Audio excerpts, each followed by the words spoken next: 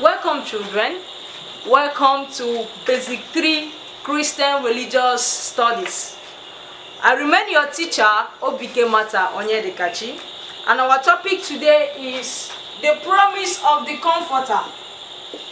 The promise of the Comforter.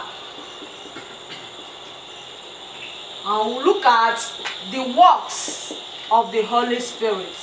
The works of the Holy Spirit. The Holy Spirit filled the disciples and began to work in them. Jesus promised his disciples that he would send a comforter to them. What role does the Holy Spirit play in the lives of the apostles? Number one, the Holy Spirit made the apostles to be fearless. The Holy Spirit made the apostles to be fearless.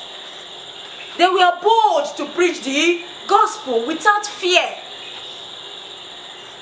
They preached the gospel to different cities, to different places, different countries without fear. They preached to different people. That is the work of the Holy Spirit in their life. The Holy Spirit made them to be bold and fearless. Then the next one, the Holy Spirit was their comforter. The Holy Spirit comforts them in time of troubles, in time of persecution. The Holy Spirit was there for them in time of trouble. When the apostles ran into trouble, the Holy Spirit was there to comfort them. The same thing, the same role our parents play in our life is still the same role that the Holy Spirit plays in the life of the apostles. Whenever you are in trouble, you run to your parents.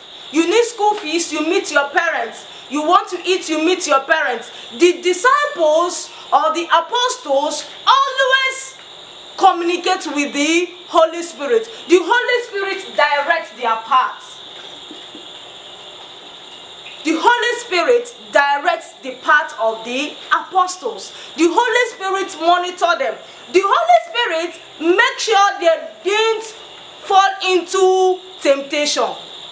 Children, you find out that the Holy Spirit played a lot of role in the life of the disciples. It was a promise from Jesus. It was a promise. He promised them that, don't worry, as I'm leaving you, I will send someone that will take my place. I will send someone that will do the same work I did. I will send someone that will be by your side.